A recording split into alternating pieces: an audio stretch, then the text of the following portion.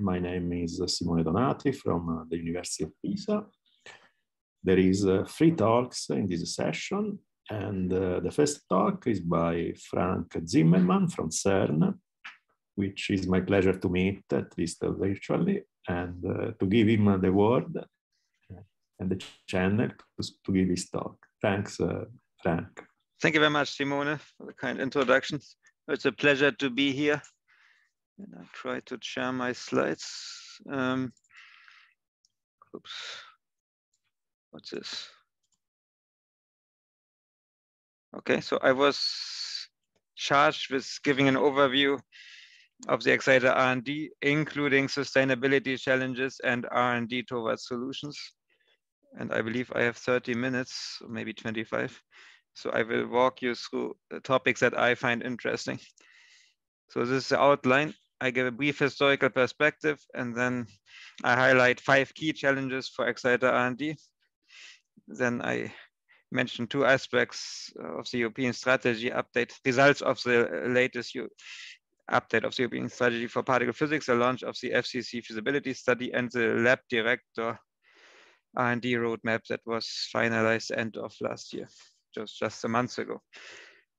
So this picture shows that we have come a long way. Left side shows the first cyclotron built by Lawrence, 11 centimeter diameter. It reached a proton energy of 1.1 MeV kinetic energy. And presently, as you know, we have the LHC 9 kilometer diameter, and the design energy is 7 TeV protons, and perhaps we will get there soon. This shows you the history. Nice plot from Amalia Ballerino. This shows the history of hadron colliders, electron-proton colliders, lepton colliders, heavy ion colliders. You see there were a lot of lepton colliders over the last 60 years. And this is on a logarithmic scale, so the energy has improved continually, and there were much fewer hadron colliders, 5 in total. Also the energy has increased, also at a slightly lesser slope. These colliders and the progress was achieved with the new technologies. So in green here, there are colliders with superconducting RF system. Petra was one of the first, and Tristan had the first large deployment of superconducting RF, and Lab 2 would not have been possible without the superconducting radio frequency system. Likewise, Tavatron and Rick introduced the superconducting magnet system for the hadrons. And Hera and LHC, they have both the superconducting RF system, and they have also superconducting magnet systems. So introduction of the superconducting technology made it possible to increase the energy and performance of these machines. And we hope that this will continue in the future. So some of the machines that are proposed at the energy frontier for the coming future decades or for this century are possible. Up to 3 TeV, circular electron-positron colliders with energies of up to about 400 GeV, which mainly targeting precision measurements, but could also discover new physics. And then circular proton colliders, the next generation, with the energy of the order of 100 TeV for direct discoveries. So for the energy loss per turn due to synchronization is a concern, as you can see here in this equation. So a larger radius helps to reduce this energy loss per turn, and likewise for the hadron colliders, a larger radius helps to increase the energy. It's just proportional to the B momentum or energy. Next generation after these machines, the next generation could be ERL, energy recovery linear-based colliders, muon colliders, or plasma-based colliders, or all of these. So the key challenges that I see are summarized here. A moment, I have to get rid of this. So synchrotron radiation already indicated. There is a bending magnetic field, also already mentioned, accelerating gradient. Particle production, or particularly rare particle production, for example, positron production and muon production, are limiting factors for the E plus E minus or muon colliders, and then cost and sustainability, which is one of the topics I was asked to talk about. Okay, synchronization illustrated here. If you bend a charged particle or a bunch of charged particles, if you deflect it transversely, there's electromagnetic radiation is emitted and lost, the energy lost from the beam. This is called synchronization. Energy lost per turn. If you bend the particles in a circle, is given by this expression. And the total synchronization power is the beam current times this energy lost per turn for a circular machine. And this power can reach quite high values. For example, in Lab 2, the total synchronization power was about 23 megawatt in peak operation. And for the future FCCEE collider, the design constraint has been to limit the synchronization power to 100 megawatt. This is a 4 times larger tunnel, so the power per unit length is about the same as in Lab. For proton, synchronization power so far has been not a big issue. For LHC, it's about 10 kilowatts, but this will change when we go up another order of magnitude. For the 100 TeV Hadron Collider FCCHH, although the tunnel is much bigger, synchronization power is already 5 megawatt, which seems smaller than for the lepton machine, but extracting this 5 megawatt from inside the cold magnets requires an awful lot of cryogenics power. At least 100 megawatt of cryoplant power is needed just to extract this synchronization heat from the cold environment. And this is already after optimization. So possible solutions, here is a list. One was already mentioned. We can make a larger machine. Larger bending radius gives rise to the idea of larger circular colliders. We could make a linear collider. There are almost no arcs, but there is still some bending magnets in the final focus system. And also is the effect of Beamstrahlung synchronization in the collision. This I will have some examples on these two on the next slides. Then there's a muon collider. Muon is 200 times heavier than an electron or positron, so it emits 10 to the 9 times less radiation per turn at the same energy and radius. The problem of muons is that they decay and they only survive a few thousand turns in the best of all conditions. And another approach, which maybe is more challenging, but if we could make it work, could be the ultimate solution, is to suppress the radiation. If you have a tiny vacuum chamber in a large ring, we could suppress the shielding wavelengths. If the wavelengths, if radiation cannot be emitted due to the geometric and the conducting boundaries, then there is no synchronization emission. The shielding wavelength is given by this formula, where d is the pipe diameter and rho is the bending radius. So large bending radius and very small pipe, for example, a channel in a crystal could allow to suppress the radiation. Or we could shape the beam. If we cannot shape the environment, we could shape the beam. Classically, a DC beam, unbunched beam without any structure does not rate at all. It is just a steady state current loop, which does not rate. And this could be another avenue to at least to suppress radiation at longer wavelengths. So this shows you the evolution of the circumference of past E plus E minus colliders. One is the EP collider here. As a function of energy. This is from a recent paper by Steve Myers. If you fit to this, you find that the circumference of E plus and minus colliders increased with the square of the beam energy, and you can fit from Doris over Petra, Tristan, Lep up to the FCCE. You find that if you want to have an energy of 183 GeV per beam, you need about 90 kilometer circumference if you follow the historical trend. And actually, this was already studied in the 70s by Bert Richter. He published a paper where he optimized the beam, the E plus E minus circular collider size as a function of center of mass energy, cost optimization he produced. And at that time, he found 365 GeV center of mass energy for TT bar would correspond to about 100 kilometer cost optimized circumference. So this has not much changed over the last 50 years. And serendipitously, 90 to 100 kilometer is exactly the size required for 100 TeV Hadron Collider, assuming 16 Tesla magnets. And it's also the optimum tunnel size in the Lake Geneva basin. We cannot put a tunnels shorter than 80 kilometer into the local topology because there is the Salève mountain in the way. So, and larger than 100 kilometer is also not easily possible, but the 90 to 100 kilometer is a good fit, both for the Hadron Collider, for the Lepton Collider, and for the local area. Linear colliders have almost no bending, but there is some bending. This is illustrated here. Historical designs for the CLIC final focus system 3. At 500 GeV, the footprint is different from at 3 TeV. This is an example from 2003. The other example from 2011. You see there is a transverse shift, and there's also a shift in the length of the final focus system, beam delivery system, as the energy goes up. So for the higher energy beam, you can bend, there's much less bending, and the beam is also smaller, but the geometry and the length of the delivery system changes, which has to be taken into account. When you build a tunnel for a low energy machine and you want to later upgrade to higher energy, you need to have enough space in the tunnel to accommodate the changes required for higher beam energies. This is a big effect. Actually, synchronization in bending magnets was already a problem in the SLC at 91 GeV center of mass energy. We lost almost a factor 2 in luminosity due to the synchronization in the final focus dipole magnets. In addition to the radiation in the dipoles, there's of course also synchronization in the quadrupoles, and there is a limit on the minimum beta function and minimum spot size that one can achieve. This is known in our community as the Oide effect, because Katsunobu Oide discovered and analyzed this effect in the late 1980s. This is from his historical paper, and then some variation of this, but basically synchronization in the quadruple also sets an ultimate limit on the luminosity and on the spot size.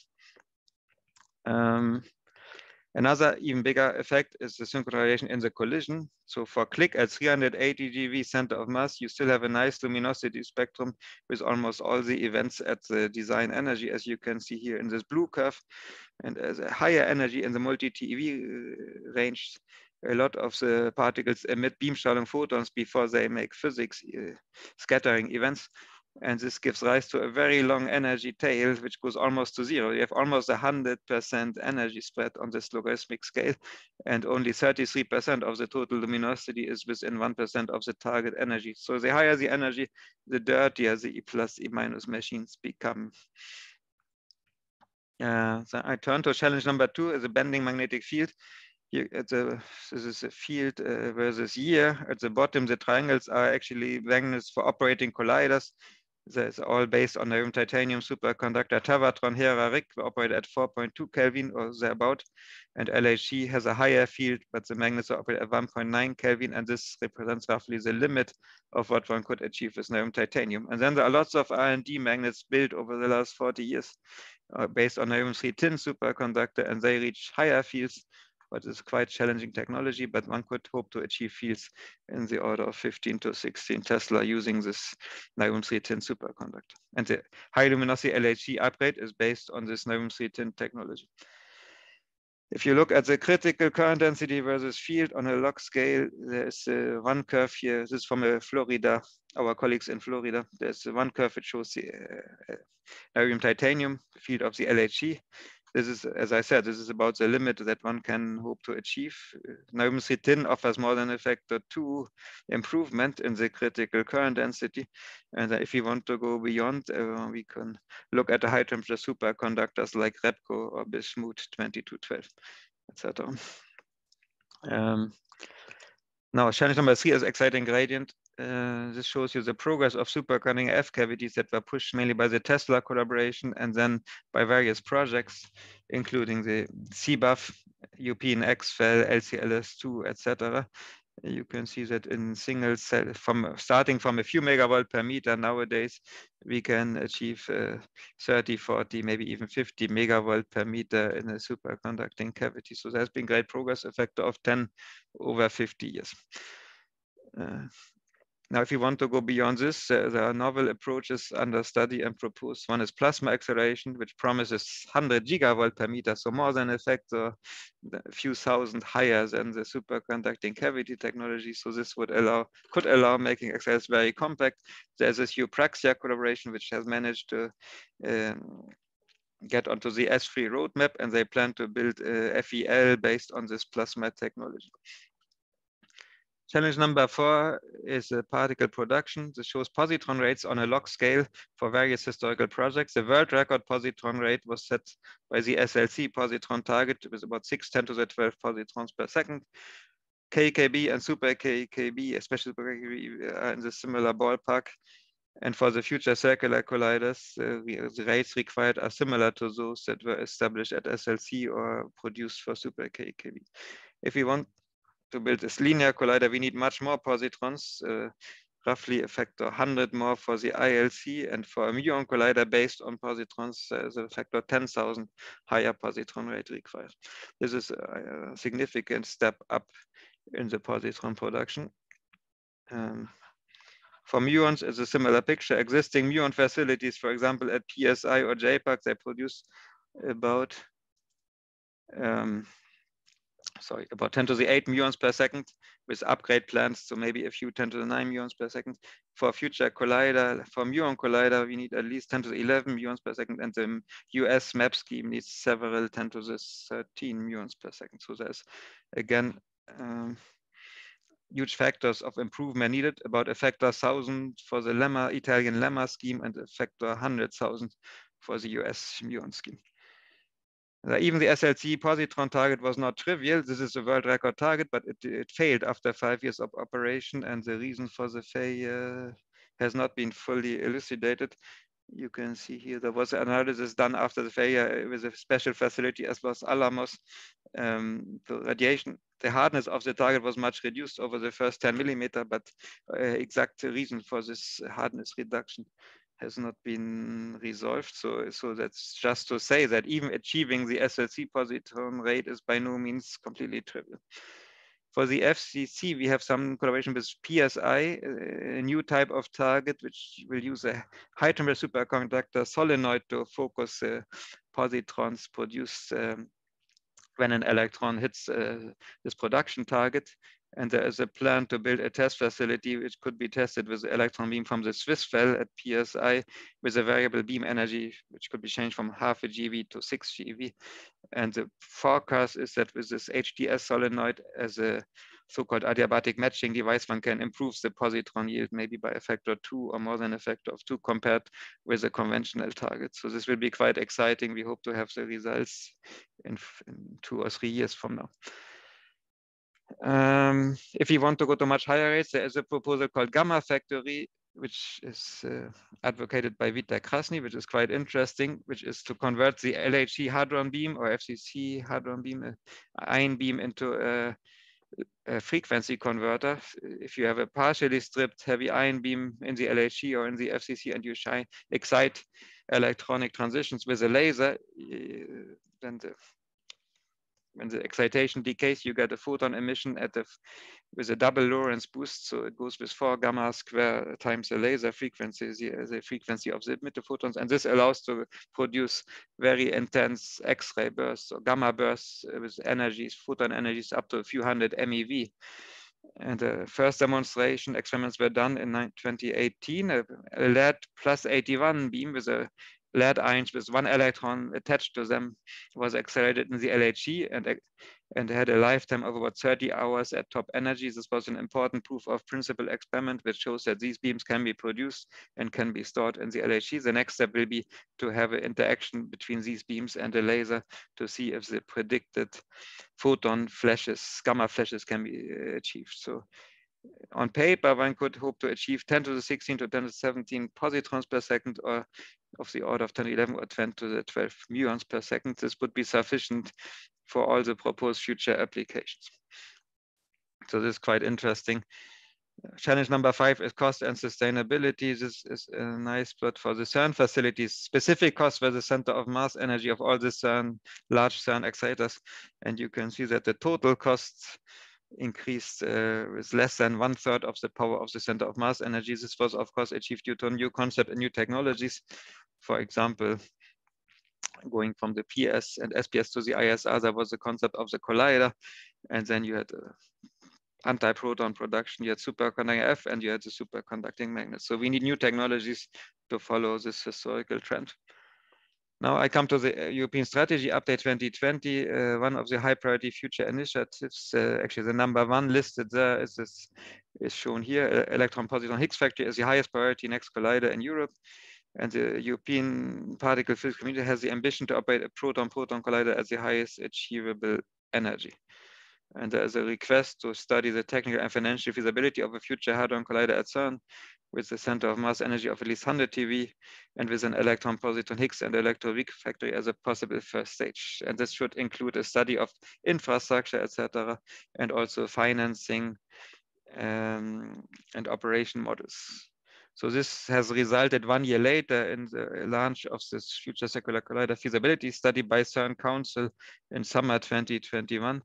And I have the honor, privilege to be involved in this enterprise. So it's inspired. Future Circular. This FCC study is inspired by the successful LEP and LHC program. It's probably roughly a repetition, but with much higher performance. First stage would be FCCEE running at the Z, W, Higgs, and TT bar. At the Z, the luminosity would be 100,000 times the luminosity of LEP. And then also at the energy, also at the higher energy, the luminosity is quite spectacular. And then the second stage would be a hadron collider as a natural continuation at the energy frontier. The two projects will share the same common civil engineering and technical infrastructures, which represents a significant cost saving. And as I alluded to earlier, 80 to 100 kilometers fits nicely between the Jura and the Alps and surrounds the Salève. There's an independent R&D in China, which has come up with the same solution. Basically looks roughly identical. First stage is called CEPC and the second stage SPPC. Collider design is almost identical, and they have investigated a lot of sites. One of the preferred sites is Qinhuangdao, another site is Changsha site. So they will choose the site where they get the largest support from the local government. We are lucky that we have the Super KEKB, which is a kind of a small FCCE demonstrator. It has all the key features. It is much more challenging. Design beta star is much smaller than for FCC. It's only 0.3 millimeter, and the design beam lifetime is only 5 minutes. So this, for FCC, we have 1 millimeter and the beam lifetime of 20 minutes or so. So anyway, Super KKB achieved a beta star of about 0.8 millimeter in 2020, which is a world record, of course. And they also demonstrated a so-called virtual crab-based collision scheme, which was first proposed and developed for FCCE by Oide-san. By the way, this is updated in the last summer. They achieved 3.1 10 to the 34. I think in the meantime, luminosity record is above 3.8 10 to the 34 achieved during the last run of last year. Integrated project technical schedule for FCC looks like this. It's a 70-year project program. We are in this feasibility study phase, the first 5 years on this scale. For the lepton, and there is a lot of work needed for the geological studies and critical site investigations, which will begin in earnest next year. And then the lepton collider design requires mainly engineering optimization for high efficiency and maintainability. And then for the hadron collider, we need the superconductor development and the development of the high field magnet technology. Then if we were lucky, then in 2040, maybe 2045, the FCCEE could start. This also depends on the schedule of the high luminosity LHC, evidently.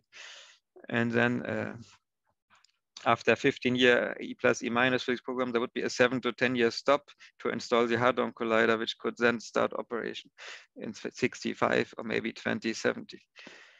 Okay, just a few words on this conductor development. It's very important to have a high critical current density in the conductor, because this allows to make the magnet smaller and also to reduce the amount of superconductor required. This is illustrated here. If we increase the current density by factor 1.5, 50%, we can reduce the cross section of the magnet by almost a factor of 2. And the FCC conductor target for the Nobel-3 tin is about 50% higher than the high luminosity conductor. And this has been achieved. This has been set as a design development target. This has been achieved in 1990 and 20 by 2 different US collaborations, Florida State and this collaboration of Hypertech Ohio and Fermilab.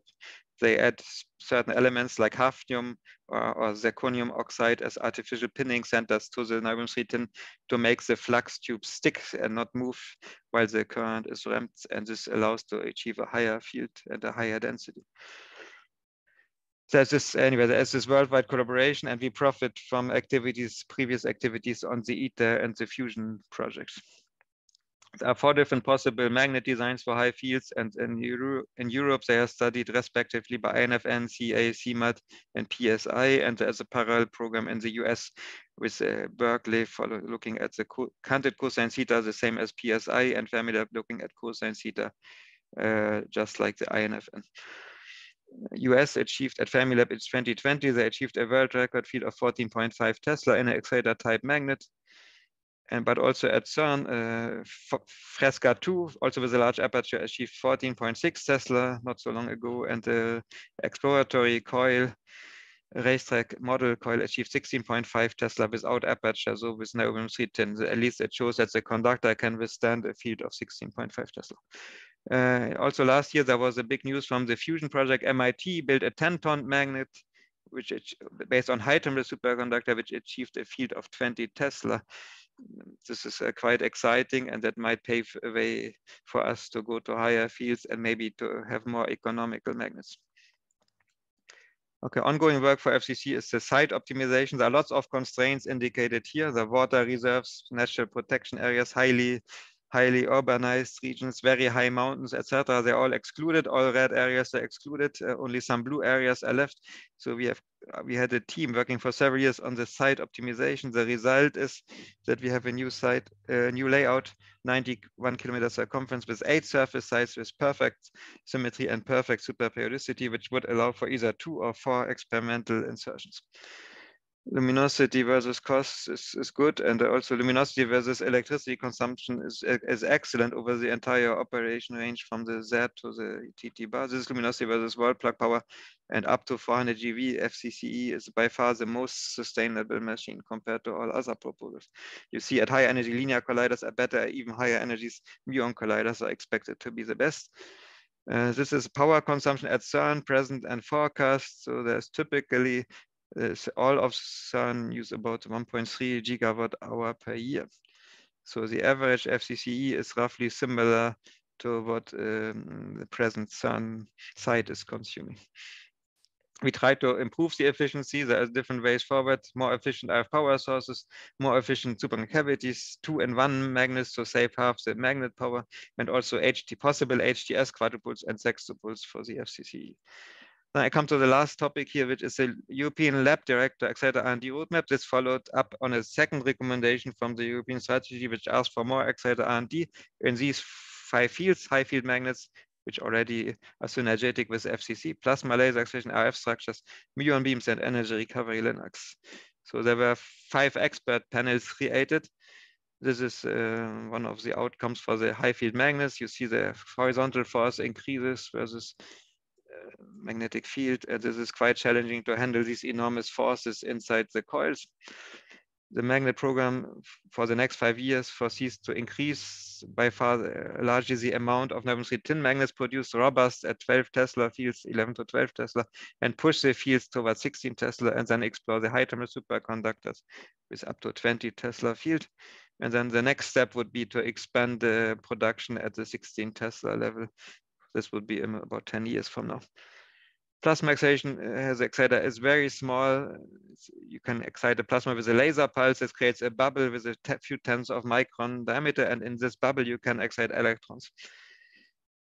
One of the challenges is to excite positrons. If you want the E plus E minus collider, you also need to excite positrons. This is very, very difficult with this type of accelerator, and there are complicated schemes being explored, but none has been completely satisfactorily demonstrated using multiple lasers to trap the positrons somewhere between bubbles and guide them forward. But the positron excitation is a key for a future E plus E minus collider. RF structures, there's a lot of work ongoing listed here. I don't have time. And then second to last is a muon collider. The 2 schemes I mentioned, we need a rapid acceleration because the muons decay. And then there is at very high energy is a neutrino radiation hazard. And there is no known solution above 10 TeV because the neutrinos, they will hit matter and they will produce radiation. And this effect gets worse with a third or fourth power of energy. We have 2 ideas to convert the FCC later into a muon collider. Either we can use the FCC positron ring to make a 14 TeV muon collider in the LHC, or we could use the entire FCC complex to make a 100 TeV muon collider. Then there's energy recovery Linux. There are lots of past projects. CBUF has been leading. There are a few test facilities proposed or under construction, and there are future colliders with a much higher average power level. So the facilities up to now had about 1 megawatt virtual power. The future colliders need a gigawatt, a factor 1,000 more. There's a proposal LHEC to add the EP collider to the LHC using an energy recovery Linux. The same exists for the FCC. And then there are 2 proposals to convert FCCE into a circular energy recovery Linux, or convert the ILC into a linear energy recovery Linux with 50 times the ILC luminosity. So this has been studied by an expert subpanel. I like to remark that the very early proposals for linear colliders, they were all based on energy recovery. Maury Tigner, 1965, he said linear energy recovery is the only way to make a linear collider. Also, Amaldi 1976 had a 300 GeV collider based on energy recovery. So this is the history. If you look at the old and the new proposals, they look almost the same, only the beam sizes nowadays are smaller than what they thought achievable 50 or 60 years ago. Franco. Okay, yeah, I need to stop. Super beam facilities have very poor efficiency, that we need to do something for the JPAC and Fermilab facilities. Only 1% efficiency of wall plug power to beam power. And this is my last. This is what we can hope for the next update. There will be the FCC feasibility study report. There will be the results of the LDG roadmap and maybe other new developments on proposals. So thank you. Thank you for listening. I hope we will have a good time ahead of us. Okay, Frank, thanks. We are a little late, but I can see that Maxim Titov has raised his hand. So please, Maxim. Well, Frank, thanks a lot for your very nice summary. I just have one question. I mean, you mentioned about the possibility to convert FCC into the muon collider. I know that for the LHC tunnel, there was the issues with linear arcs and radiation protection, but if there is any chance of work ongoing in an attempt to find out if LHC tunnel can be converted into muon collider? Yes, I think that's a long-term study that should be carried out. Yes, the question is also if we can use the LHC itself for a muon collider. I think the only way to do this is base it on the lemma scheme because intensity is much lower than using the map scheme. So I think a low intensity might be the key to make such a collider. Low intensity and low emittance, of course. Mm-hmm. Okay. But I think, I guess it's understudied. Understudied, okay. Okay, thanks. Any more questions? If not, I would like to thank Frank for his very interesting talk, a lot of information. Thanks. Thank you, Simone. It was a pleasure. No, thank you, thank you. Next talk is from Susanne Kuehn, again from CERN. So please. Hello, so thanks for the invitation. Let me share.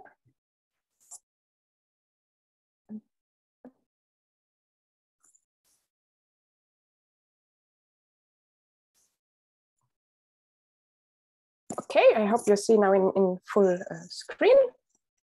Welcome to my talk on the overview of the detector R&D. And after a first short introduction to the future facilities, despite we had here now already seen all the many ideas and plans and proposals, I will give a few words on the R&D organization and then many details on R&D of several detector technologies before closing then with some observations. By far, I don't show a complete list and coverage of all experiments, so there are many specific talks this week in the conference and also later today. So the different facilities are not only future accelerators, which are indicated here. This graphic is an overview from the ECFA Detector R&D roadmap document, which we just published. But there are also many non-accelerator experiments. So in all this means with the future for all these many future facilities, we have many different detector concepts and the need for R&D. A word here on the dates, because you saw also dates in Frank's talk. They are here in the graphs really deliberately with a low precision and are intended to present the earliest feasible start date based on what was discussed or prepared for the roadmap document. Now, as an example, with the Hadron-Hadron Collider, we have busy events, we have high radiation levels, and this needs certain experiments in comparison then to E+ E- collisions, which have clean events and allow for a full event reconstruction.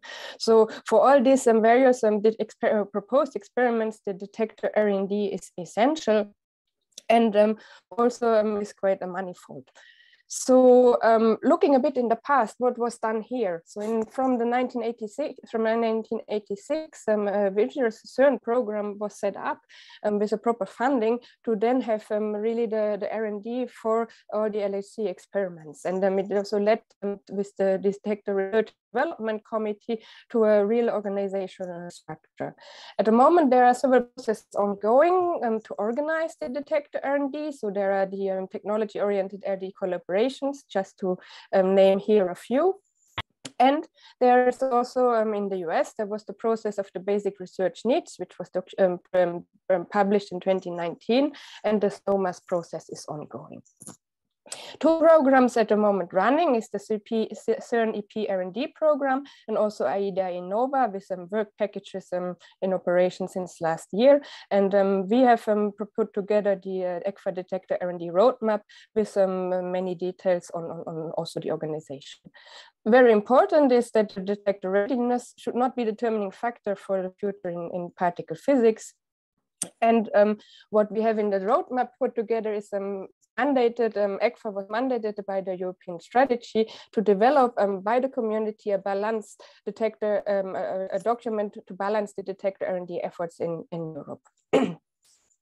So a panel and the 9 task forces we set up focused on the technical aspects for the detector R&D based on the priorities of the European particle physics strategy update from 2020. And then we identified what are the main detector technology challenges to be met to meet the future science program. And here now one overview graphic, which you can see here. So each task force or for each technology then proposed time-ordered detector R&D program, and you will see this again in my several slides on the different technologies. All this was documented, was achieved with a wide community consultation, so thanks to all of you for the input. The first technology I would like to discuss are the gauges detectors. So these are a primary choice for large area coverage with low material budget, and you can see here many different types and then types. Also, so the TPCs and the drift chambers allow for the E over dx measurement, and time of flight functionality can be achieved, for example, with some multi-gap resistive plate chambers or the picosept concept. A bit more explanation now, also based on what document graphical displays we have in the roadmap document is seen here. So this is now based on what R&D is needed, a detector readiness matrix. You see here all the different future facilities, and then, for example, in the case of the gauges detectors, different detector systems and what is needed. And the color code is indicating what are really mission critical R&D topics that the physics goal can be met. It's not the priorities; it's really what is the physics, what is needed to meet the physics goal. And let me give you 2 examples on time and eco-friendly gases, where we have. Was a lot of detector R&D done in previous years. So from the small prototypes and the renaissance of the gauges detectors, the upgrades of the LHC experiments really is using, and numbers of this is using it in various systems, and you can see how the area versus time has increased in recent years. So this is really a big progress. The gauges detectors are also very competitive on the timing. So for example, with multi-plate resistive plate chambers are down to 60 picos in time resolution was achieved in ALICE. And an enabling emergent R&D is with micromegas, where a combination of Cherenkov radiator, photocathode, and the micromega is seen in the test beam at 25 picosecond per track time resolution. All these many developments are emerging from, or have emerged from, the R&D studies with in the RD51 collaboration. Looking at the sustainability of our field and the environmental friendly, the environmental report of CERN showed that many emissions come related to the large experiments, and the strategies are both the gas recirculation and gas recuperation, but then also here on the longer term, where really some R&D is needed and was already started, is to find an alternative for greenhouse friendly gases.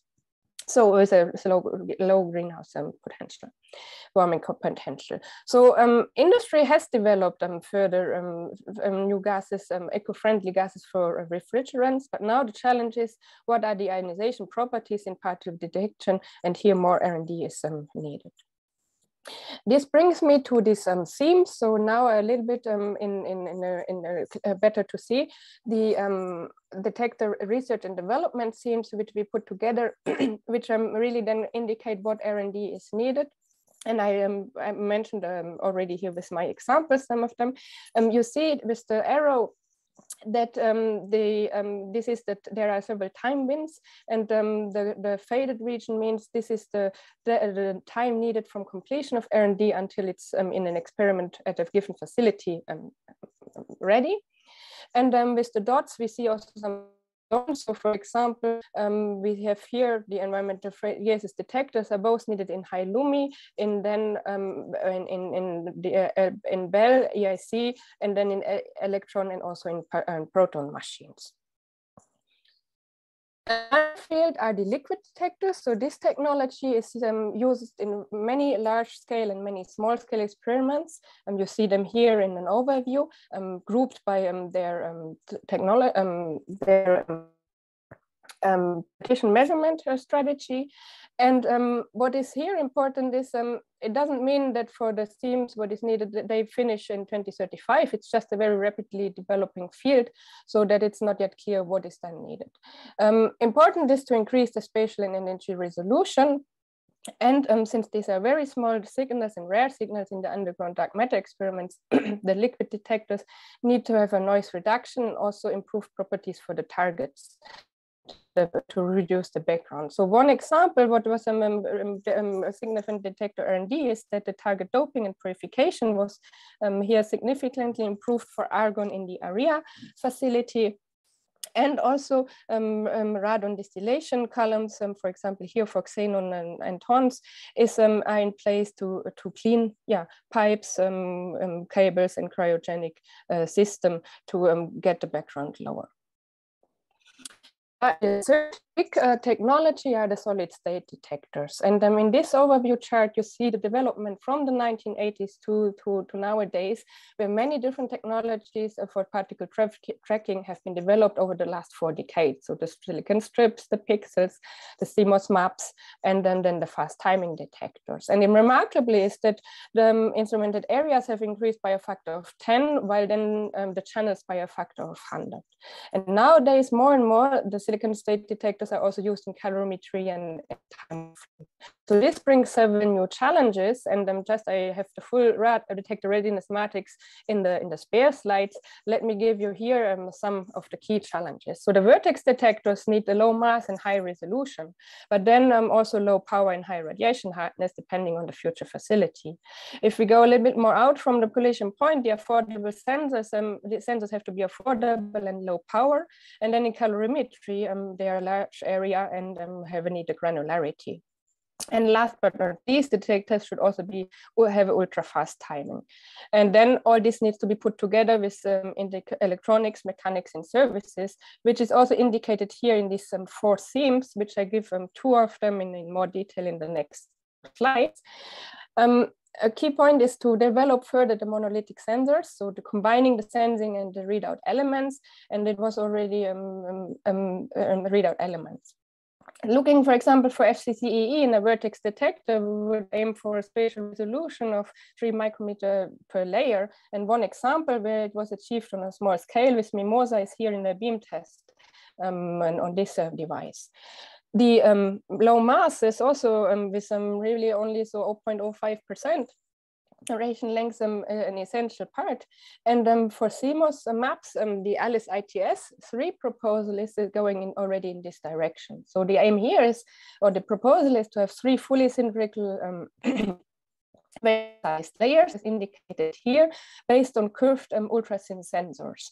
And this then really allows for low mass, and also with the thin with this design of the CMOS for low power. Looking more into the PP collider, where the radiation hardness is a challenge, just to give you a number of is 10 to the 17. This is a magnitude higher than what we can at the moment achieve with electronics and silicon devices. One step was done with a radiation hardness of using the modified Tower Jes 180 nanometer process, where up to a 97% efficiency was increased after a fluence of 1 × 10⁻15. However, to achieve higher radiation hardness, the hybrid technologies with thin and 3D structures and also higher band caps materials are at the moment mostly considered for really these high radiation environments. The last item is also the large area, because our detectors are growing, and essentially is to have progress on stitching, where a nice already achievement is seen here. The other theme, which is really the important, are the sensors for 4D tracking. So combining position and time resolution. And within the RD50 collaboration, the development advanced very nicely on radiation hard low gain, radiation hard timing detectors, so the low gain avalanche detectors. I'm showing here several of the concepts which were simulated, designed, and produced during the last few years. So the advantage is to have an additional gain layer, like for example shown here, which then enhances the signal production. And you can see some one result here now, for example, the time resolution for a device with 45 micron at after different irradiation doses, and a timing performance of 25 picoseconds can be achieved. The radiation hardness not only on the level of 10⁻15, but this is already a big achievement, and the position resolution is neither too bad, with something like 5 to 15 micrometer. Particle identification now as a technology is essential when we want to identify heavy flavor decays, and it uses the d/x, the time of flight, and Cherenkov radiation as technologies. You can see in the detector readiness matrix a big area in red, and this is one of the photons, because we need to measure the photons which are created in these processes. And for silicon photomultipliers, the challenge is the high dark count rate and the moderate radiation hardness. Other vacuum photon sensors indicated here, the gas-based or the vacuum photon sensors have challenges like the multi-channel plate PMCs on the price, and also their tolerance to the magnetic field. And similarly, there are large area picosecond timing detectors, one visible here, commercial income tile 41, is promising, but needs some more development on the pixelation. So for the ring imaging Cherenkov detectors, which are also heavily used here for the particle identification, I would like to show you two trends. One is combining proximity focusing rich, so here with aerogel, with a time of flight technology with fast use photon sensors. So one of the two I already which I already mentioned. And by having Cherenkov photons from the photomultiplier window, in addition, one can nicely identify particles below the threshold on the aerogel. And for example, you see here a separation between pions and protons. Also, the focusing configurations are an advantage. So this is reflected here in the themes for future R&D. So increase the timing resolution and the spectral range, plus also the photon sensors need to be expanded for extreme environments. And then the particle identity for rich and for time of flight detectors, both for high luminosity LHC, but then also for FCC and then EIC is to be developed further. A very rapidly emerging field are the quantum technologies, and then this is it's under study how this can be used in particle physics, and it has quite promises. You can see here an example for the axion searches. It's the axion mass range, and in green you see potential mass ranges with quantum sensing approaches.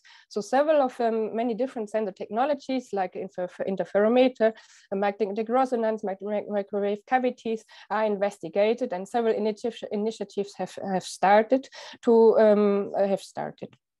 The themes and what is now really the next step is to see they have developed further the quantum sensing technologies and see how they can be used in particle physics, and also the setup required infrastructure to get it fully deployed.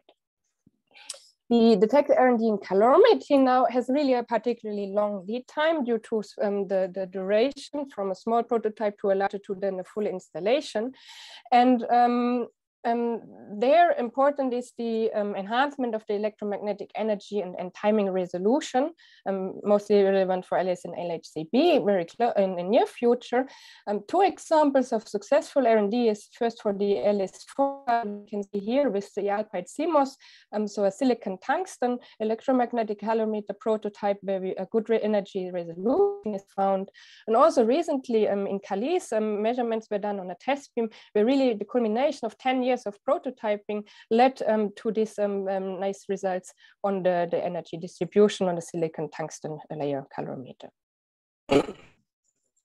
In addition, the particle flow-based high granular calorimeters are very important for future E+ E- Higgs electroweak top factories. And you can see here for the different variations and options, both for ECAL and HCAL, with then combining the different technologies. Where with the high granularity calorimeters, the key is to have a separate separation of signals by charged and neutral particles, and then build the full event together. Options are the DO readout, so at 52 calibration, the electromagnetic fraction from the absorber is measured both with, for example, investigated by combining scintillator plates for the non-relativistic, so hadronic, and Cherenkov for the realistic parts. The liquid argon as a proven technology has quite a high, the challenge is the high granularity. And I already mentioned here on the plenty options of particle flow with the concept of very fine sense element segmentation of future calorimeters. And I don't want to forget that also here the extreme radiation hardness is a challenge and the pileup rejection. Now, having both in the silicon, having the 4D tracking, we have higher ultra granularity in the calorimetry, comes at a cost. And this is the data handling, the processing, and the complexity in power. We can see here, for example, following the Moore's law, the transistors of a square millimeter, which are nicely increased, and it's inevitable exploit further the latest advance in commercial microelectronics and high-speed links to challenge and to get functional electronics for our detectors. Now, these the commercial solutions have a bit of a problem by they are modest with a modest radiation hardness, and also that they are fully functional in magnetic fields. And just one example you see here. Feature size versus the year of production, for example, the 65 nanometer process, which is used now in ASICs for the high luminosity LHC, was in principle in 2016 commercially already wide available, but it took a long time to develop the radiation tolerance, as it's now seen here in the result from the RD53 collaboration. Also, the HEP community looks into the 28 nanometers, so smaller technology nodes, and this comes at another price. You see here the cost versus the technology node. It's not linear, it's really rapidly increasing, and this means for the future approaches, really the cost and complexity needs a completely different approach. So in the roadmap, there's quite a dedicated discussion how to better organize and coordinate the detector R&D in Europe to cope with these considerable challenges, not to mention here all the technological ones, which I leave out due to time constraints. So for the electronics, for example, let me pick the DRT2, which means increasing the intelligence on the detector and to work into front ends which are programmable, which are modular, so that one type can be used in different areas of the same experiment. To close the detector R&D, different topics and technologies transfer and which are in the roadmap collected, I would like to comment on the integration, because we need to investigate on novel superconductors for magnet systems, but then also on the cooling technology for cryogenics. And with all these on-detector electronics and semiconductors, we have to see that we can remove the heat. An example is here now from Atlas with working with metal pipes, then in Alice having here plastic pipes, and maybe reducing the power in the electronics, leading to the option of having high thermal conductive carbon plates with a peripheral or air cooling. The carbon is also here heavily in place for the ultramass and stable precision mechanics, which needs effort, plus also the machine detector interfaces need effort. Before closing, I would like to give a few more details on some general recommendations on the detector R&D. So for all our studies, we need test beams, we need the irradiation. So this has to be enhanced Europe-wide. And also with the ever more integrated detector concepts, we need support for the mechanical, and we need enough mechanicals and electronics engineering resources. The first is often that we prepare a software that we simulate, and so we need the R&D specific software packages which need to be updated. And to have a vibrant ecosystem for the R&D, we recommend to connect and involve all partners, so all of us, in a refreshing the CERN R&D program, and to encourage also further new programs. The R&D activities are wide over Europe distributed, and then some kind of connection, but still having a distributions is recommended. And I showed you for these themes which run until the future collider facilities. These are really long-lasting R&D programs, so we need some long strategic funding programs and also some concerted investment. Let me point the last one, which is the blue sky research, and we should not forget about it, and conclude that the progress in experimental particle physics was really driven by the advances and breakthroughs in instrumentation, which led to leading edge technologies. And many technology challenges I presented you with several examples, so I don't collect all of them again here. I took them mainly from the detector roadmap, which starts with the identification of mission critical detector R&D based on the European strategy update facilities. And then also the next step is now how to propose or how to implement these recommendations. Mission critical for different facilities means different things. And I just said that the LHC detector R&D program started in '86. So we have to see also here for investment for future facilities that we don't, that the detectors are not the limiting part. And last but not least, not to forget the detector experts, the training and the person that's needed to have a vibrant field in, and detector R&D. Thanks a lot. Thanks, Susanne. Thank you for the talk. We have a couple of minutes, 3-4 minutes for a few questions. I can see that Chris Parks raised his hand, please. Hi, Susanne. Excellent talk. Hi. Thanks indeed. Good to see you. On slide 13, you were talking about future maps detectors. I must admit, I hadn't realized that the radiation hardness required for PP collider, admittedly, it's a very long time off, but is so high. You know, for LHCb, as you know, for upgrade 2, we're hoping to build a radiation hard maps detector, but it's really a couple of orders of magnitude below this kind of number. Do you think even on these long time scales, are there potentials for reaching this sort of radiation tolerance with maps? So I see this as a big challenge for the maps, because then one maybe can find a combination including also some multiplication effects, so from the LGATs that the signal is enhanced. At the moment, I mean, we see also that there are some effects that the signal to noise for normal planar detectors with these high doses is at some point reducing again. So there's really a lot of R&D needed, and one should look in all directions. Positive thing is at least we've got plenty of time before.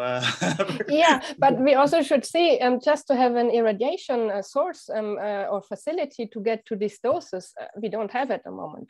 So this is a first challenge. And then these IPs are super active. So bringing this back in the lab for testing might take longer than nowadays. Many thanks, Susanne.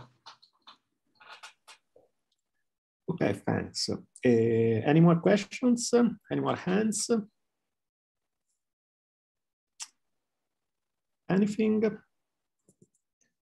Okay, if not, we can thank Susanne again for the talk. And next talk is the last talk of the session. It's Graeme Stewart, so you can speak up.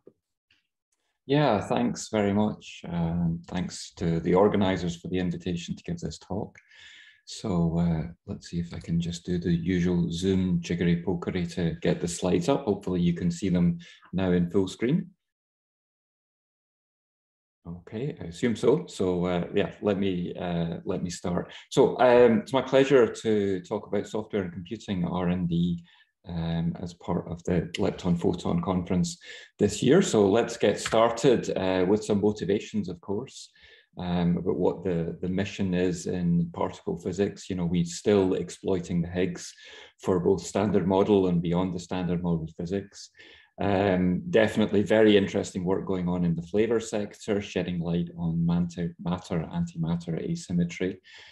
Dark matter is highlighted still as one of the things that we would really like to understand better. And of course, in the heavy ion program, we want to understand better the quark, gluon, plasma. And then we have neutrino oscillations, which are a major part of the particle physics program. And then, of course, anything else that you might think of, you know, making sure that our facilities and experiments are sensitive to things that would be completely unknown. We have a very ambitious schedule over the next decades, let's say, with the high luminosity LHC anticipated to produce first data a little bit later now in 2029. And on the intensity frontier, June coming online towards the end of this decade as well. And we've just heard from Frank about future facilities that one might have after that. And of course, there's a whole spectrum of smaller experiments which might come online, and then the nuclear physics program as well. So all of this is a very active and interesting area that we have in high energy physics. Okay, a little bit about software and computing, just to set the scene maybe for those who are not so familiar with this area of the field. We have a huge investment in software. Doing a sort of rough back of the envelope almost calculation, probably around 50 million lines of C++ that's being actively used across the different experiments. If you went to a commercial company and asked them to write you 50 million lines of C++, that would cost about $500 million to develop commercially. I often quip that it's a shame that we can't sell it for that. It might resolve some of our funding difficulties. But it's certainly true that software and the investment we have in software is a really critical part of our production pipeline. So it goes from triggering all the way up to the final plots that we make. Now, the computing side of things, extremely large scale. So about 1 million CPU core hours being used every single day. We have about an exabyte of data, and we're transferring that data around from one site to another on links that go from 10 to 100 gigabits. So it's really a big cost, a big investment, and with significant challenges to support the ongoing physics program that we have. Now, the technology evolution, well, Susanne already flashed up Moore's Law, which is something that we continue to exploit, of course, on the software and computing side. It's a bit funny, I mean, having been in this game for a long time, you sort of keep hearing these reports of, oh, well, beyond this particular scale, Moore's Law is going to start to slow down and maybe die off quite slowly. But really, it's remarkable. It's a bit like the Mark Twain joke about reports of its death being greatly exaggerated, that, you know, there is a roadmap out to 2 nanometer scales by 2025. So seems that despite the increasing technical issues, that Moore's Law, for at least a while yet, continues to give us gains. On the other hand, scaling the clock speeds on the sort of typical CPU devices failed a long time ago, so like 15 years ago. And what that does is it kind of limits the performance that you can get on any particular serial job. So we really are forced to go parallel in everything that we do now if we want to achieve good throughput. And let me just mention that memory access times are a big deal as well for the field, and we have to improve that quite considerably. Or we're kind of sunk in terms of our performance. Now, what that actually means is that if you look at the sort of returns that you can get over time from the sort of state of the art of processing devices, it starts to slow down. So we're far away from the halcyon days of the 1990s when you could just wait and computers would get faster. And now we're in a situation where in order to exploit the transistors that Moore's law gives you, you actually have a big diversity of new architectures which are targeted to generic but more specific problems as well. So GPUs are probably the best known sort of alternative device to CPUs, but of course we have FPGAs which become more interesting and a bit more capable these days, and even exotic things like tensor processing units, which are targeted very much towards areas like machine learning. So hardware evolution in a nutshell is that things got a lot more complicated in the last few decades, and now we have to worry about many things in order to achieve, let's say, optimal throughput of the software programs that we're writing to support the field. Now, that was recognised very strongly in the European strategy, which really called for a strong community-wide coordination for computing and software R&D, and recognised that this is an area which is an R&D topic in its own right, and one that's increasingly essential to maintain the physics capabilities of our facilities and experiments. And there was a call for common coordinated R&D efforts, which we're trying to put into place. Now, the community had already started to organize around that kind of theme with the founding of the HEP Software Foundation around 2015, with the idea that really we had very significant challenges to meet, and we couldn't really afford to duplicate efforts and reinvent many wheels in lots of different experiments. And at the end of the last decade, the HSF actually set itself the goal of writing down the global vision of what R&D was needed inside of high energy physics to achieve the kind of software performance that we would need. And the HSF has also now been very active in engaging with the European strategy, the US SNOMAS process, as well as groups like EGFA and the LHCC. Now, that's produced quite some results. So I'm very happy to report that there are actually many R&D projects which are being launched now and support and target different areas of the software ecosystem. And I just give that the listing there, and you can see that already software becomes part of things like the EP R&D and AIDA Innova that Susanne mentioned in the last talk. So it's quite an active field, and there's certainly a lot of investment going into that. Now, I wanted to just give you some idea of some common themes which really permeate the whole development before I go on to talk about different areas of software. The first one is concurrency. So I already mentioned the fact that the sort of serial processing limits have stalled now for a whole number of years. And there are many different flavors of concurrency, but basically the thing which is driving them all is you've got to do more than one thing at a time. And fortunately in HEP, we actually tend to have quite parallel tasks. So we can actually exploit a lot of concurrency at rather rough granularity. You know, each event is more or less independent from one another. But if you want to push towards highly parallel processing, and if you look at a modern GPU, you have thousands of cores available to you, you really require to switch to parallel algorithms. And often that requires completely rethinking the problems where we had previously developed quite serial solutions. So track seeding is one example. Event generation is another example where this is being actively investigated. One of the problems that we have when developing software is that there's a lot of different possible ways in which you can express parallelism, and that goes from CPUs, which have multiple cores and these wide SIMD registers, through to GPUs that have extremely many cores. And there are also even inhomogeneities, let's say, between the GPUs that NVIDIA produce and the ones that AMD or Intel produce. And that's a challenge because you only want to write your software once. And of course, like many of these different opportunities to provide architecture-independent heterogeneity, there are many options in that field as well, and frustratingly, no clear winner. So there's a lot of work which is going on to really try and track this, the developments of these software interfaces, and try and end up in a situation where we don't have to write our software more than once. And in all of this, as I mentioned before, we have to pay attention to data layout because it's absolutely critical to performance. And you're moving your data between multiple devices now.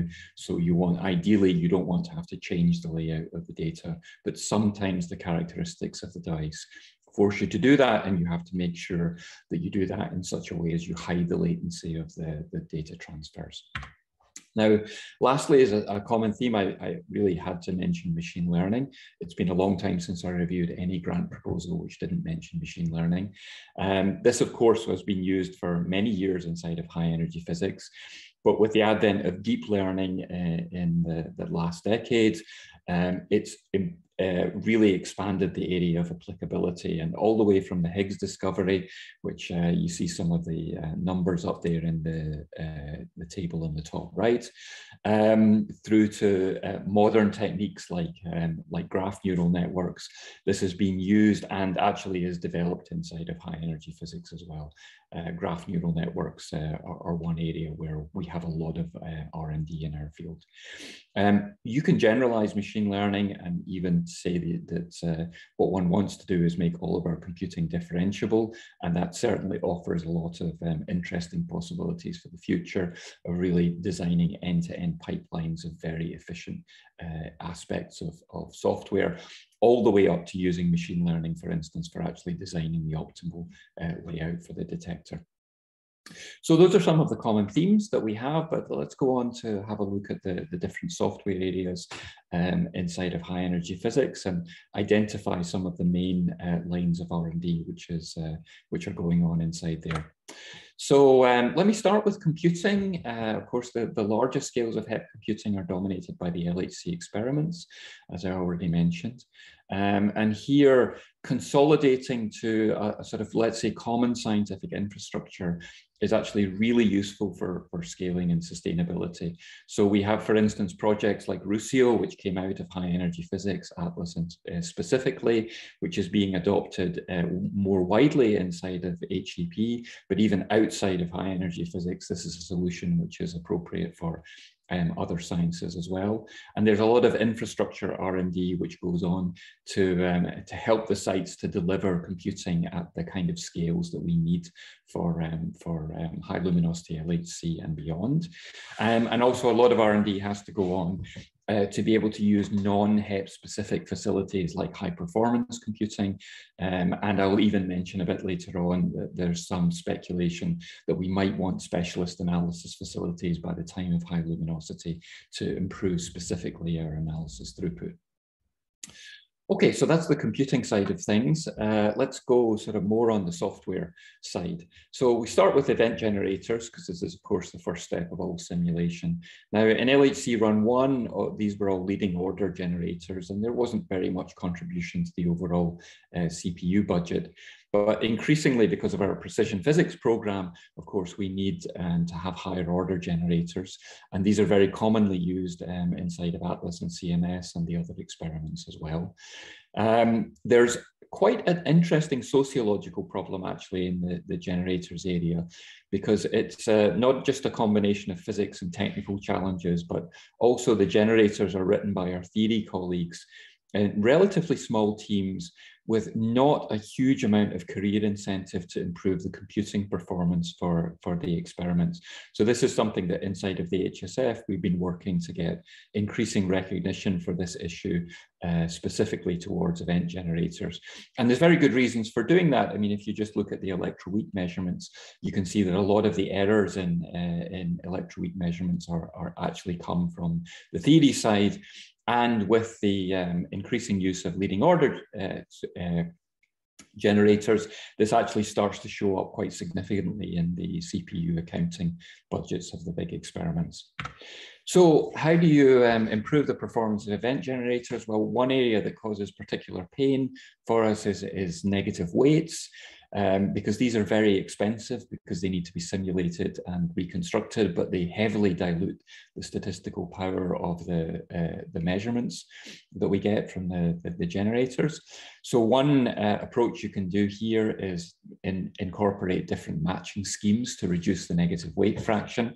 And there's a plot up here just showing how large you can get the reduction in the number of events that you have to provide.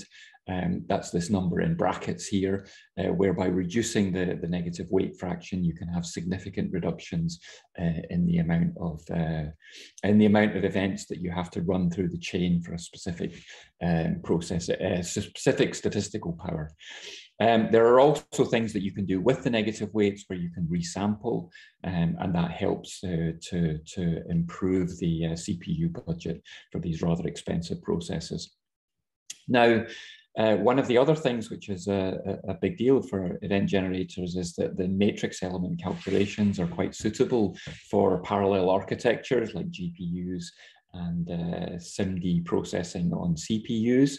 And there's work which is going on inside the main NLO generators of MadGraph and Sherpa. And there's already some quite encouraging results for the MadGraph, that at least for specific processes, we can see some very significant speed ups if we port these things to GPUs. So lots of nice work which is going on there.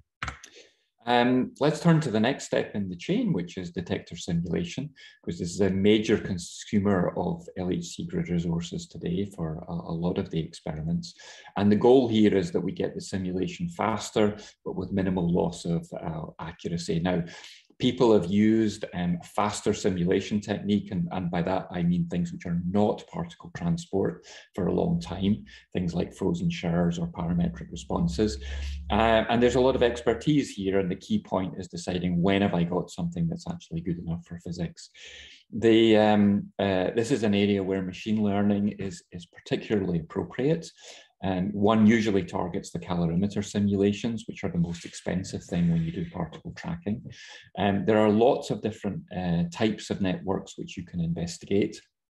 Variational autoencoders and GANs are two of the types, but even more exotic architectures are being investigated now, and they seem to provide some improvement in the response that you can get from these fast simulation events. And one particularly interesting method that you can adopt is maybe you don't want one machine learning network to rule them all, but you can sort of do a pick and mix of what's the best approach for different problems.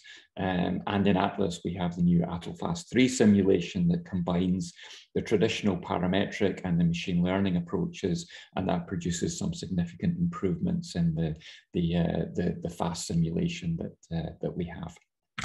Now, of course, fast simulation is great, but you always want the particle tracking simulation as well, even if you need to use the fast simulation in lots of places. So lots of effort continually goes into improving the Géant 4 performance, which is the benchmark program for all of the experiments. But also one is investigating particle tracking on GPUs. Now, this is very challenging. Naively, you think, oh, great, we have lots of tracks, there's a lot of parallelism, but because of the stochastic nature of the simulation, that introduces divergence, and GPU does not like that. But there is some R&D ongoing that is providing some pretty hopeful results. So one is the ADEPT demonstrator, which is being developed inside of the CERN group and with the help of the UK. And another one is the Accelerators demonstrator from the DOE. And one of the important things that you want to make sure is that you get your physics right properly. And that's been demonstrated very clearly for ADEPT, and there's some pretty hopeful numbers there. One slightly more mature area here is ray tracing, using the ray tracing facilities of GPUs to simulate optical photons. This was developed first of all for Juno, and it's now being integrated for the optical photons in large liquid argon detectors, where you can achieve enormous speed ups by doing these on the GPU, which of course there's a lot of specific hardware on the GPU which is designed to do that. Now turning to the reconstruction, of course our hardware triggers, people know, are no longer really sufficient for the discrimination we need in modern experiments, so you have to do more and more in software closer to the machines. There's enormous rates here, and you need to get sufficient discrimination. So it really pays here to throw away the old code and rewrite things. Of course, with the more mature experiments, we actually know what we want to do now. So what's remarkable about many of these projects is that the physics gets better when you rewrite it as well. And I think from the LHC point of view, the highlight experiments are really Alice, which have been using GPUs since run 2. And have achieved enormous speed ups in what they can do in their triggering area reconstruction, and also LHCb moving to their GPU based Allen framework for the HLT1 baseline was a big boost towards this R&D and a general retooling of HEP software. So once you can do reconstruction rather well, close to the machine, of course, there's an opportunity to use that to actually start to take an awful lot more data, where you maybe don't need to keep the raw events. And LHCb have been doing this with the turbo stream during run 2, and that will expand during run 3. And there's lots of very nice physics results that we have now, which were able to be done using this real-time analysis. And we just wouldn't have been able to afford to do it if we had kept the whole of the raw data events. And it's worth pointing out here that, in fact, Alice moved from a binary trigger to a whole data reduction scheme with their O² facility. And that's really based on keeping the useful parts of the events.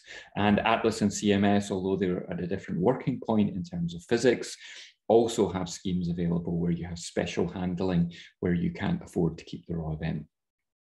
Now, I thought it was worthwhile highlighting at least one of the now common projects inside of reconstruction, because traditionally reconstruction has been rather experiment specific, and all of the gritty details of your subdetector have come into things. But the ACTS project aims to change that a bit, and that was developed out of the Atlas tracking software. And one thing which is very nice once you get a kind of more experiment independent tracking software is it becomes a very good test bed for R&D. And here they even develop what's called the open data detector, which provides an extremely good way of developing and comparing different approaches which one might have to track reconstruction.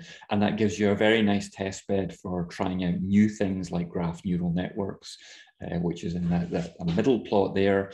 And also for developing parallelized approaches. And you can see here the development of a new parallel algorithm in orange, which gives much better scaling than the original serial algorithm, which is in blue. So these are really nice areas that help provide us with a test bed where we can actually do cooperative work that is a bit more experiment independent than we've been able to do in the past. ACTS is one example, that there are indeed others. Now let's turn to the analysis side, of course, because the scaling for analysis level data is a huge challenge, particularly for high luminosity LHC. The first way you can attack this is just simply to reduce the data volume, because if you can reduce the size of each event, you can do more events per megabyte and do more physics per megabyte. So CMS have their 1 kilobyte nano AOD, which is a remarkable reduction in the amount of information which is needed to take many physics results. But of course, we can do some re-engineering on how we actually store data. And there's some really fantastic work here from the root team where they're developing a new data format. So on this plot here, you see the speed with which you can read the data, and the pink is the new RN tuple format. By the way, this is a log scale as well. which you can basically read the data much faster than you were able to do before. And on the bottom plot, this is the size of the data on disk. And again, our n-tuple wins, not only over our traditional T-tree, but actually over all industry standard methods of storing data like HDF5 and Parquet. So we really do a good job here of providing an optimal format for our data.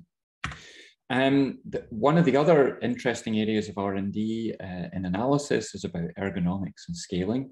So improving how analysis is done increases productivity. And there's been a real rise here in what are called declarative models of analysis, where you try and say what you want to do and let the back end optimize it, and you don't say how you want to do it. So you don't express an event loop, but you rather say, of this data, this is what I would actually like to do. And that allows the back end to be rather smart and to scale out. And you can see a scale out plot here of our data frame running in parallel with an industry back end for the parallelization that's called Dask. So this is a super active area, and increasingly the front end is written in Python with optimized C++ behind. And that gives you rise to a very interesting area of R&D with the PyHep workshop, for instance, achieving over 1,300 registrations in their summer 2021 workshop. So a very interesting area in R&D, as well as the shift towards Python as a first-class citizen.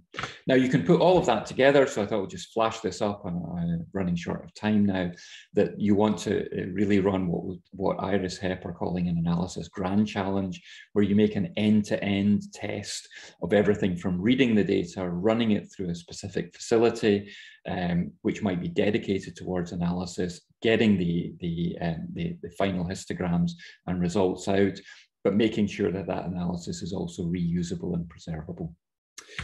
Now, just wanted to flash up quickly a couple of R&Ds on making sure that all of this software, which is rather complicated, can all be built together. So there's the Key for HEP project. And actually, I would just suggest that you follow the link to a nice talk that happened earlier on in the week there. And I wanted to flash up a little bit about training and careers, where there's a lot of development is going on based on trying to improve the training in the software area, because this is more difficult now, and a lot of work which is going on there, because a lot of this is common between experiments, and we would like to develop a complete curriculum for software training in the field. Okay, that brings me to the end of my talk. So my conclusion is that, of course, our future physics, which we would like to do, really requires first-class software and computing to succeed. And this all happens in the rather challenging context of using modern processing hardware. We have a lot of R&D projects which are going on that work in cooperation with the experimental R&D as well. I didn't have time to mention quantum computing, but that's even work on far out things like that are actually starting. And the HSF is playing a role in really helping to build a community and tackling specific challenges like training. So we have a lot of vibrant and really nice work going on in software and computing, which I think will hopefully assure that it provides the answers which we need to sustain the future program. And I think I can stop here. So thank you very much for your attention. So thanks, Graeme. Any vibrant question for him? Chris Parks, please. Hi, Graeme. Very nice talk. Thanks very much. Thank you. You discussed future of simulation, given the future challenges of Atlas CMS upgrade 2, LECD upgrade 2 for the future. In the past, we very much had this model whereby Géant 4 has covered everything. Yeah. You see us really now moving into a different environment where we really have to develop bespoke solutions for every case. And to what extent can we play a role or you play a role in HSF in gluing this together so that the resources are used optimally, human resources are used optimally? Right. Okay. So the way I would see the future is that I think that Géant 4 is going to continue to be the baseline. And the reason for that is there are just decades of physics experience have actually gone into Géant 4.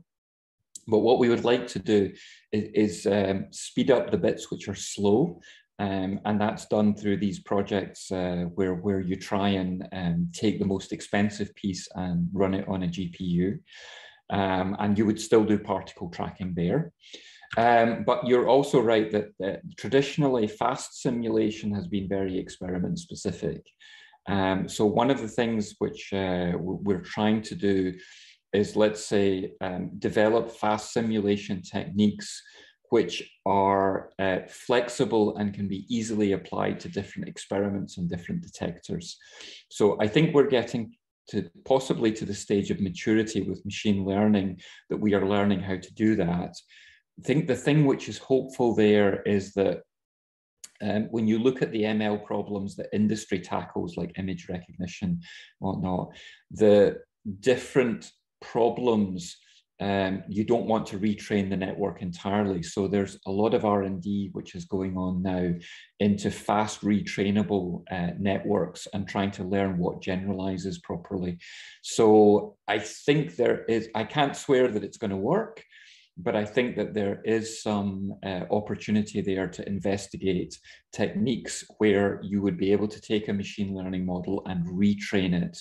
And that might give us solutions in the future which are easier to share between experiments.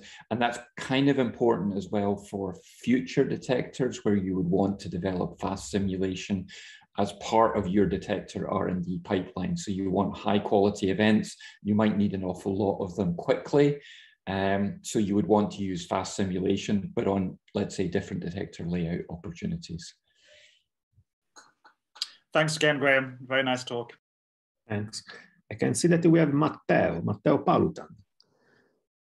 Thank you for this nice, very nice overview on these important topics. So is there a case in the future to imagine the computing of our future experiments moving more and more towards the HPC centers? Sorry, in the sense that we know that there, I mean, the country level, maybe it's more easy to find infrastructure available.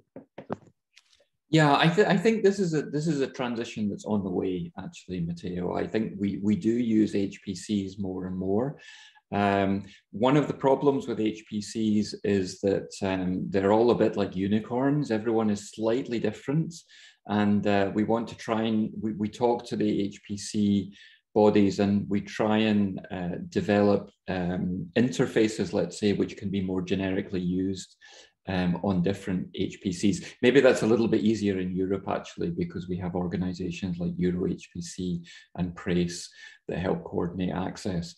But I think that as a field, as more and more data intensive, computing intensive sciences come online, things like SKA, more and more facilities will be shared amongst different sciences.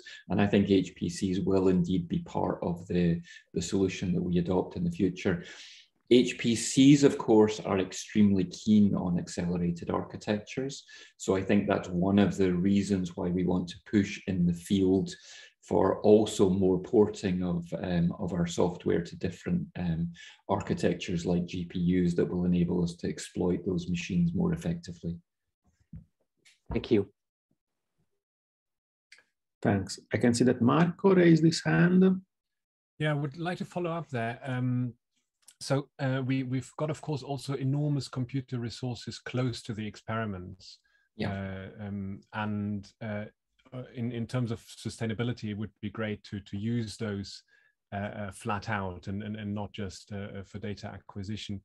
And in that sense, is there any sort of coordination happening to align the accelerators that these employ? You mentioned GPUs, you mentioned also that there are alternatives. But for using HPCs, it's only good if everything can run on sort of the same platform and make use of the available resources. So is there coordination between the different use cases, simulation, reconstruction, and so on and so forth? Yeah, I think there's been quite a lot of, in the end, I mean, each experiment has its own HLT farm. And so they have to adapt to let's say, this scavenging of cycles off the HLT farm. But there has been a fair bit of coordination, I think, between the experiments in terms of sharing the techniques to do that. And I think all of the LHC trigger farms are actually used parasitically now to, do event generation when they're not being used for data taking. That's not too difficult to do when you consider the kind of off-the-shelf hardware of normal CPUs. It does become trickier if you introduce GPUs into the system. But I think that that use of GPUs has to be driven primarily by the data-taking use case. And what we have to do on the software side is search for solutions which will be adaptable to different types of accelerator hardware. And there's synergy with the last thing that we discussed in terms of HPCs, because of course all of the HPCs might buy different types of accelerator hardware. Some will buy NVIDIA, some will buy Intel, some will buy AMD. So the goal here really would be to try and achieve vendor neutrality in terms of our software. But that is a bit of R&D in itself, and it's a field that we just continue to have to keep an eye on. We don't drive the field, so we really have to just track the developments there. And try and adopt the most appropriate solutions that we can find to make sure we don't have to write the software multiple times. So yeah, in summary, yes, there's coordination, but as a secondary use case, we can't drive the purchasing decision in the end. Okay, thanks a lot. Thanks. Is there anybody else with a question? Apparently not. So for me, the session is concluded. I think I can give back the word to Marco Gerzabek if he wants to add, since he's the host. Yeah, thanks very much, Simone, for chairing this, and thanks to the three speakers. I mean, I think for this session in particular, each of these talks could have filled a whole conference. They each managed to cover an enormous breadth of material very well on time. So thanks a lot for that. And we'll start with the afternoon